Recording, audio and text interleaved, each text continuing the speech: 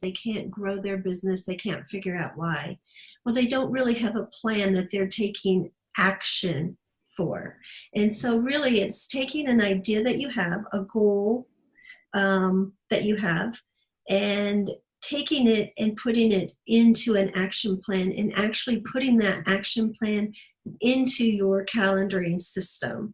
So you're breaking this idea down into multiple phases and plugging it in where you're physically, intentionally making time and space to focus to be able to get it done. So let's say I wanted to launch a program. There's a lot of steps that go into making a program. You've got copywriting, you've got artwork, you've probably got a website that needs to be made, a sales page that needs to be made. You need to figure out exactly who it is you're wanting to target. You need to set up an email campaign, maybe write some Facebook ads. So, that's a really big umbrella to be able to wrap your head around. And so you need to break it down into which order do these things need to be done in? Do I need to do them all myself? Do I have a team member or a subcontractor that I can delegate this to? But then you get it plugged in to your calendar, so you're actually focusing and delegating time. Because if you don't, it's never going to happen. New Year's resolutions is a great idea. People will say, I want to lose 30 pounds this year before summer. Well, that's great. They say that, they think about it, but are they going to the gym? Are they looking at the diet that they're working on? And so I help them find a strategy to be able to take that idea, that goal, that desire that they have, and look at how they work best, how they think best, and put it into a doable strategy that they can measure, that they can see their successes, that they can build in some rewards into that system to help them continue to feel motivated. Because we never feel motivated until we take action, but we think that we need motivation before we act. And it's really actually the reverse, that we've got to take that step and that action. And sometimes that first step is really just being intentional about scheduling the time and getting it on the calendar. And then we act on what we put in the calendar. And we're more apt to follow through on something that we put in the calendar, because that's another level of accountability that we didn't have to ourselves before. When it comes from here, and I have to write it down. If I put it in a digital calendar, chances are I'm going to move it. If I write it on my calendar, that means I'm going to make a mess by having to erase it, cross it out, and move it. That's the trick I play with myself. I know myself well enough to say, okay, if I really want to get things done, put it in that pretty pink day timer you have, and I will get it done. And I won't move things around as frequently. Oh gosh, there's so many key takeaways in what you just shared with there. The first one that comes to mind is that how often have I waited for motivation? When I get motivated, then I'll take action. And from what you just enlightened us with, is taking action is what creates the motivation. And then the word that came to my mind was momentum. Yes. And momentum is movement. We need to be in action, in movement. Right. And then we create motivation. So It's really an inside job, isn't it? It really is. There's a really good book, and I forget the author. I can look it up for you and post it in the thread, but it's called The Motivation Myth. And he talks a lot about that in further detail. Because I think that we all have this misperception that I just have to build up the motivation to do it, and it's just totally opposite, that your motivation will come by taking action, by being intentional, by being proactive. Good. It makes a huge difference in our mindset and how we choose to attack the things that we have on our to-do list or on our goal list or on our intentions list. And sometimes we do have to go on the attack, don't we? We do. And, building in a level of accountability with somebody on our team, with a coach, with a mentor, with a friend, with a family member, with a teammate, whoever that person is for you, that you've granted permission for them to hold you accountable. I want to lose 30 pounds before I go on vacation. I need to tell somebody. So they're going to say, hey, are you eating right? Or if they see me wanting a brownie sundae, are you sure that that is working for your goal? Are you going to feel good on the beach if you keep, giving into these temptations? So true. And one of the things that I also talk a lot about when being intentional is, we have a vision, we have a mission, and we have values. And my vision is, where do I want to go? What is my goal for my life? But my mission is, how do I want to work and show up in the world and make changes? And then I forget what was the last The thing. values. Oh yeah, my values. How does this fit into my values? And so when I'm looking at that brownie sundae, how's that fitting into my vision? It might not pertain to my mission. That might be more business purpose, but how does that fit into my values? Am I being integrous if I'm saying that this is what I want to do, and then I'm undermining or self-sabotaging myself with that behavior? And so if I say no to any one of those answers or those questions, then I shouldn't take that step forward. I should order the fruit bowl with, some fresh whipped cream instead of the brownie sundae a la mode or whatever. That can help be another layer for self-accountability too. Right. And as we're moving forward, whether in our business or in our personal life with goals on how we can choose to make decisions in a more intentional manner versus how does that feel? Well, in the moment, that brownie sundae is going to feel really great. It's going to feel wonderful. And then you're going to have the sugar crash, and then you're going to have the guilt of, man, I made a really bad choice. Now I'm going to have to walk 5 more miles when I go for my hike today to burn those extra calories off, rather than choosing to fuel my body for energy rather than feeding my emotions. Can I share something? Sure. So literally less than a half an hour ago, that exact thing just happened to me. I stopped on the way into this office to get a tuna fish sandwich. Right. And there was a bag of chips right there by the cash register. And I went, oh gosh, I deserve a little treat. I'm just going to get those sour cream and onion. And I grabbed them. And then I went, Yvonne, you have lost 7 pounds in 2 weeks. Put the chips down. Just eat your tuna fish sandwich. You don't need them. And I set them back down. And seriously, that just happened on the way here. And how great do you feel for making that choice? Oh, yeah. Well, it didn't take that long. I mean, it was a 10-second conversation. It was like, oh, come on. But a powerful one. Yeah. Right. Yeah. So I'm feeling good that I at least kind of do that a little bit. Yeah, that's fantastic. That's a great awareness to have. Thanks. Anza, you and I many times have talked about the importance of the mission, vision, and values within a business. And what I just heard you take that philosophy, that approach, and apply it to our life. Yes. And I think that's a great step that we can take to live intentionally and live with intention. What are some of the other steps that you can suggest for us?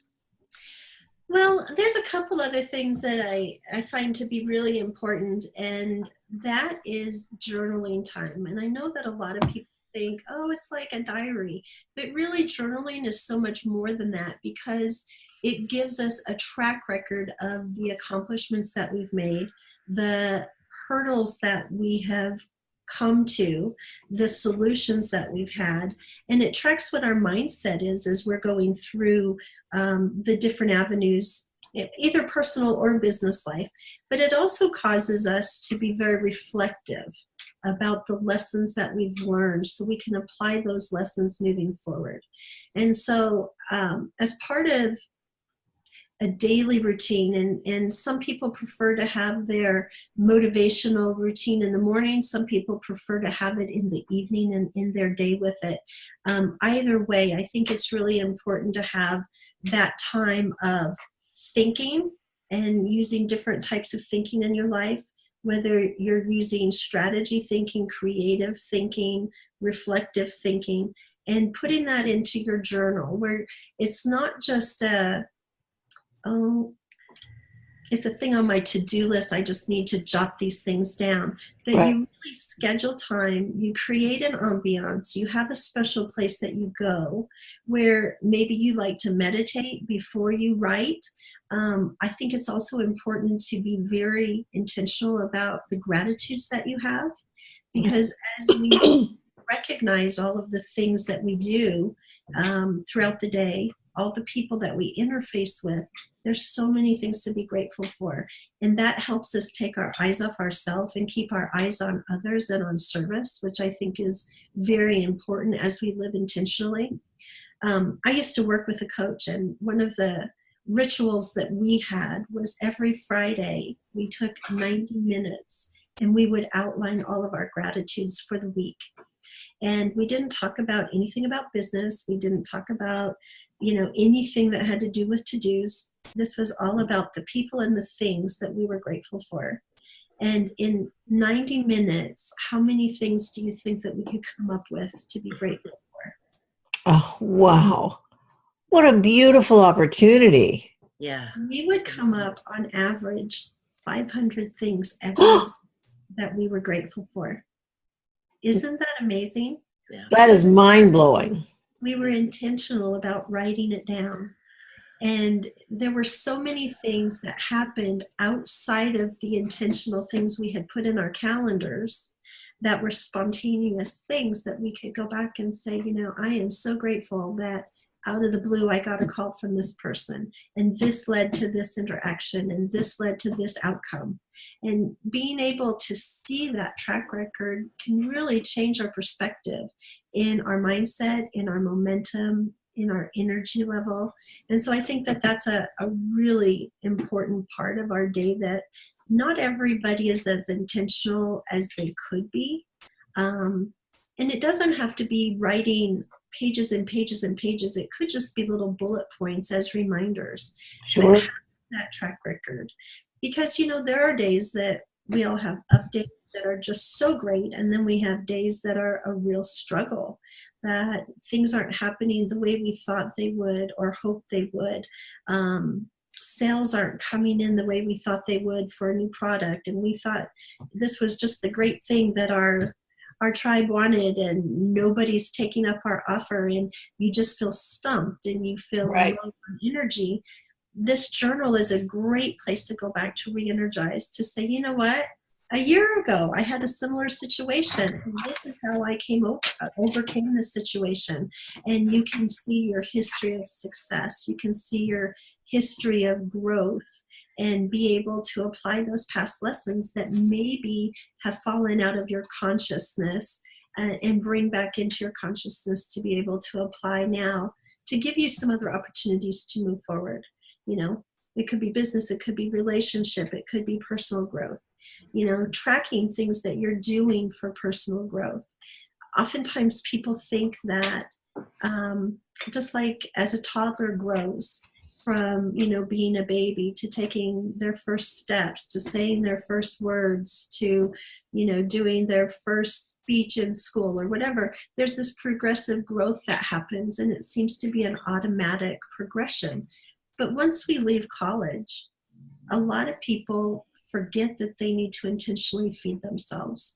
So as part of the journaling process, I also think it's really important to be intentional about reading or listening to podcasts or listening to an audio book or something that's helping you grow spiritually, emotionally, in a business sense, so you continue to evolve as a person, and you continue to be able to serve at a higher and higher level.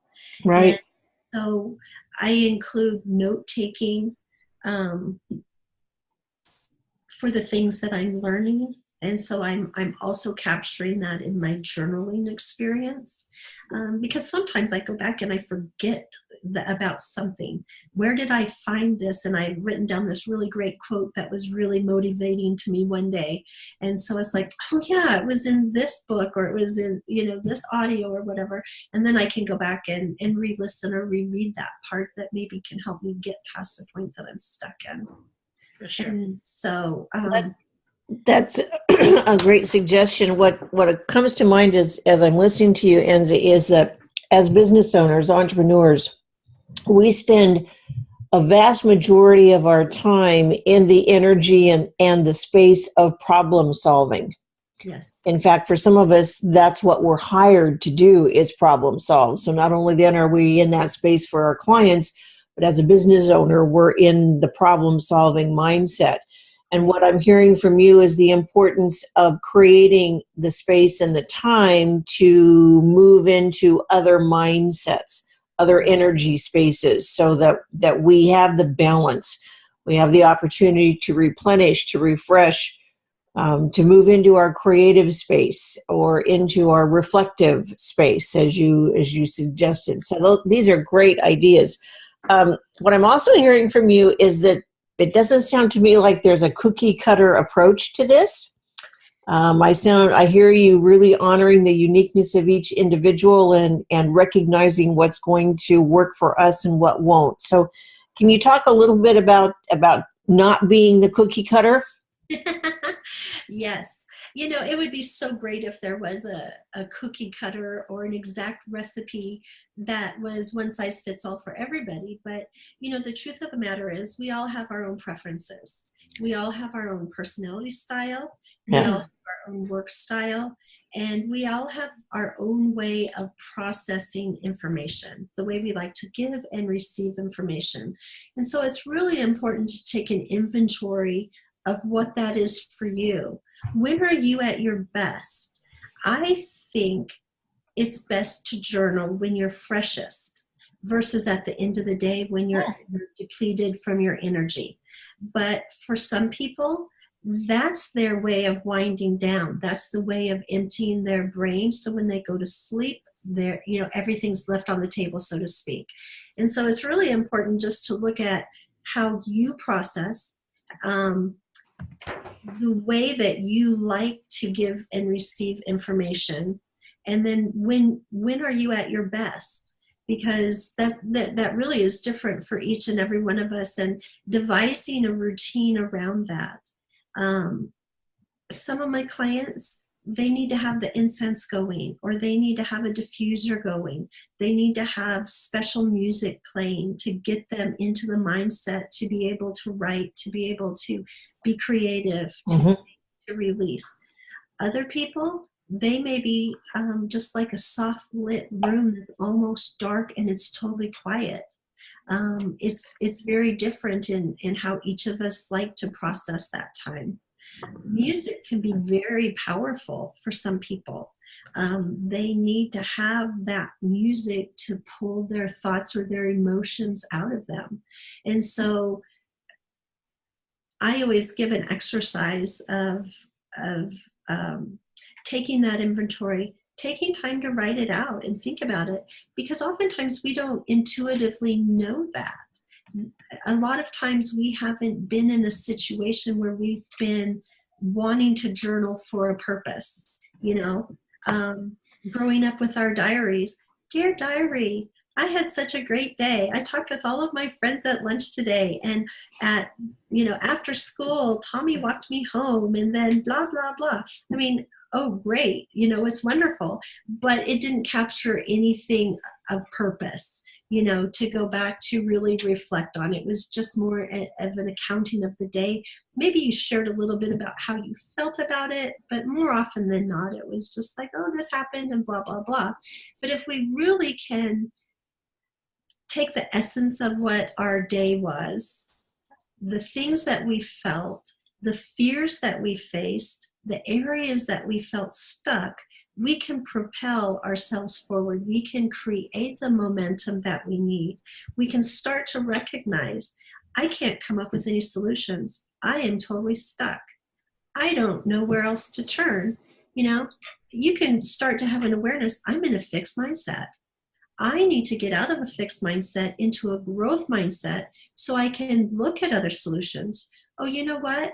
I know somebody who knows marketing. They could give me some tips on how to create Instagram posts or whatever it is. Or, hey, I know somebody that maybe I could barter with. I can't afford to pay someone to help me. I've got a service that would help them. They've got a service that can help me. Maybe we can barter and do a trade. Right. All of a sudden you start to think outside of the box and see new possibilities that maybe you didn't see if you hadn't tracked things down. And so really knowing yourself and how you like to process will really help you create a productive and successful journaling routine for you. That's awesome. That's just so many great tips, and my mind is working faster than my mouth. So, Well, it's really exciting for me because it's a really simple tool. And one of my clients, in the first 6 months that we worked together, by using this strategy, overcame some mindset issues that she had about money. She didn't think that she was deserving of money. And so she wasn't charging what she should have been charging for her services. In the first 6 months of working with me and just doing this exercise, she tripled her income in her business. wow. Such a simple tool. She was able to discover through journaling what her money mindset issue was. And it was a really simple fix. It was something that someone said to her in her past when she was a child that made her feel that she was supposed to always struggle in life, that she wasn't supposed to, be able to live a life of abundance. It was life-changing. And it took using journaling and looking at how did she feel when she was making an offer? How did she feel when she was talking to a client about her rates?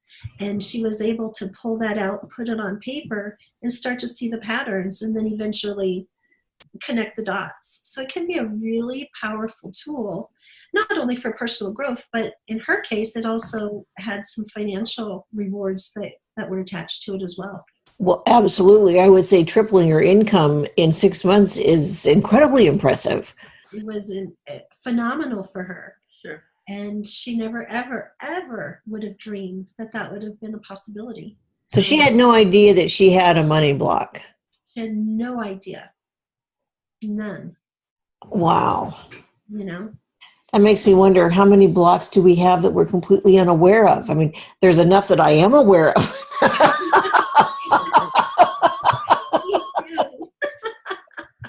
It seems like I'm just forever in the process of discovery and revealing more. And of course, that's part of the ongoing self-development and self-growth, I think, is in this quest. And these will be my words, the quest for me to understand, appreciate, and accept more of who I am. Right. So that discovery process is, for me, equal parts of frightening and thrilling. That's growth. It is. And truthfully, growth sometimes is painful. Yes. There's just no way around that. It just is. Well, Anza, in the couple of minutes that we have left, two things I want to occur. Number one, any questions that the listeners that are participating might have, and also for you to tell us about this wonderful gift that you have for the audience. So first of all, I'll open up for questions. I have a question. Go ahead. I am I'm impulsive. I am impetuous. I am spontaneous. And part of my resistance that's coming to the surface is I hear you talk about setting time aside and committing to that time. I'm feeling, well, what happens if I want to do something else? It's infringing upon my spontaneity. So suggestions that you might have for how I can step aside from the resistance, not feel compromised, and at the same time commit to something that I know I can do. Right. Well, the first thing that I would ask you is, do you feel like there would be a benefit for you to sit down and create this kind of routine in your life where you can pin yourself down? Because the desire has to be there. You have to see that there's an outcome that you want. There has to be some kind of reward for you for doing that. So if your answer is yes, you do see that there's value in doing that. Being very spontaneous, it might be that you don't do it the same time every day, because that would squelch your creativity, you know. Stifle it, yes. Yeah. And I'm just the opposite. I'm very routine. So to be spontaneous, it kills me. It's painful. I can't do it. You know? And so I get how on either of the spectrum it can kill the process.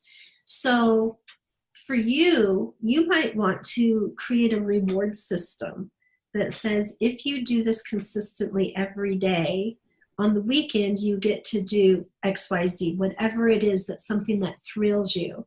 So you might not have a direct time and place that you do it every day because you like to be spontaneous. You might be out driving, running errands, and it's a beautiful day, and you see the park and it's gorgeous, and you're like, I want to go do my journaling in the park. Great. You divert from your plan and you go do that. So my invitation to you would be, set a goal initially of doing it twice a week. Once you're regular in doing it twice a week, say 3 times a week until you're up to every day.